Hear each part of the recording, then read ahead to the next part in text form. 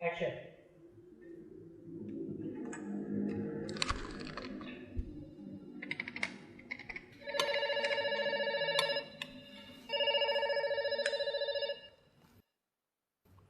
Iya. Halo, selamat siang Pak Ami. Selamat siang. Iya Pak Ami. Saya perkenalkan, nama saya Dimas dari Bank KRUT Pak. Ada apa Mas Dimas? Boleh minta waktunya 2 menit sebentar aja Pak. Saya ada kabar gembira buat Pak. 2 menit ya. Tapi nanti kita gantian ya.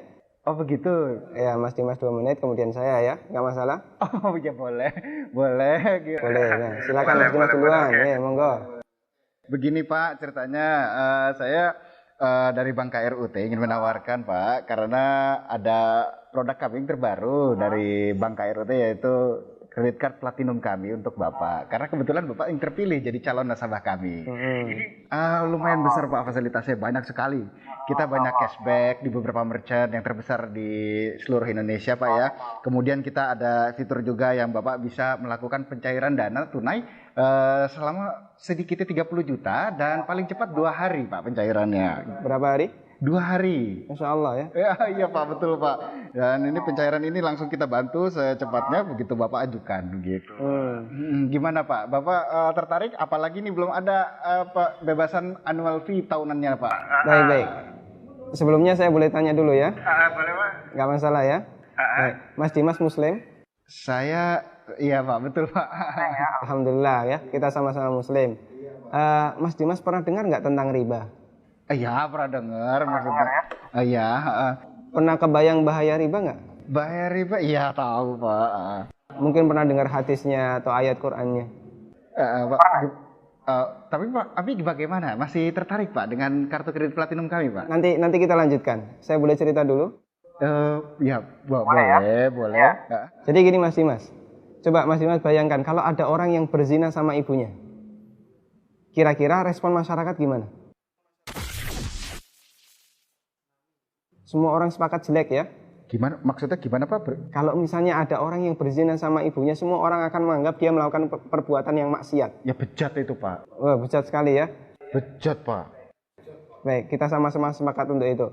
Begini, Nabi SAW menyebut bahwasanya riba itu ada 73 pintu. Pintu yang paling ringan, kata Nabi SAW, dosa riba itu seperti berzina sama ibunya Mas. Itu nilai dosa riba yang paling ringan. Coba kalau Anda tadi tawarkan 30 juta, itu berapa nilai ribanya? Ya, tapi kan... Saya lanjutkan boleh? Ya, kita lanjutkan dulu ya. Saya sebutkan, ini ada beberapa fase kehidupan manusia. Orang yang makan riba semuanya mendapatkan azab dari Allah. Pertama, ketika di dunia, orang yang makan riba itu ditantang perang oleh Allah. Coba Mas bayangkan. Kata Allah Subhanahu wa taala, ya ayyuhalladzina amanu taqullaha wa dharu ma baqiya minar riba. Wahai orang yang beriman, bertakwalah kepada Allah dan tinggalkan semua bentuk riba. Fa in lam taf'alu fa'dzanu biharbi minallahi wa rasulih. Kalau kamu masih ngeyel, enggak mau meninggalkan riba, umumkan perang dengan Allah dan Rasulnya. Coba, kalau kita ditantang perang oleh Allah dan Rasulnya, kira-kira ada enggak peluang untuk menang? Enggak ada ya? Ampun Pak. Ini yang pertama. Yang kedua, orang yang mati dalam kondisi membawa dosa riba, makan riba, nanti dia akan dihukum di kuburan dalam bentuk berenang di sungai darah. Masya Allah, berenang di sungai darah. Kata Nabi SAW, beliau pernah menceritakan mimpinya, dan mimpi beliau itu wahyu. Nabi SAW pernah melihat ada orang yang berenang di sungai darah, kemudian di tepi sungai ada orang yang membawa batu. Setiap orang ini berenang menepi dilempari batu ke mulutnya, kemudian balik ke tengah. Ini yang kedua. Di alam kubur, dia mendapatkan azab berupa berenang di sungai darah. Yang ketiga. Masih ada yang ketiga Pak? Iya. Siap mendengar? Masih sanggup mendengarkan? Iya Pak. Iya, tapi saya lanjutkan ya.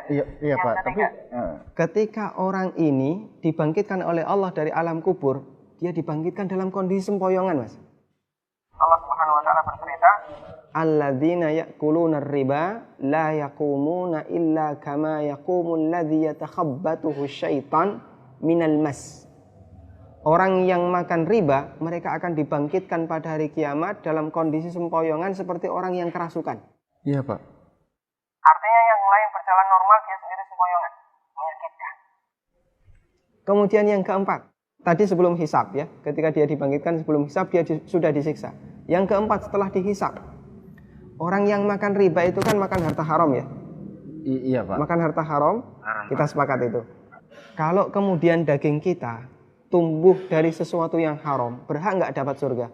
Enggak, Pak. Layak nggak dapat surga? Enggak, Pak. Sementara tempat di akhirat cuma ada dua pilihan. Kalau nggak surga, Neraka, Pak. maka kata Nabi SAW, kullu lahmin nabata bin suhtin, setiap daging yang tumbuh dari sesuatu yang haram, kata beliau, annar aulabi.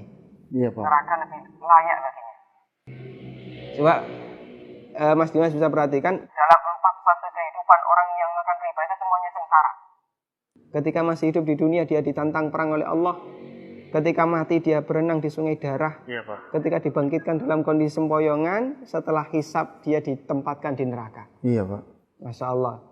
Masih ada tawaran yang lain? Ampun, Pak. Masih dilanjutkan? Ampun, Pak. Mas Dimas bisa renungkan Iya, Pak. beberapa poin yang tadi saya sampaikan. Iya, Pak.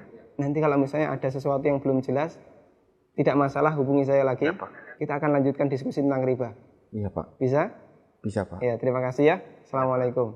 Waalaikumsalam.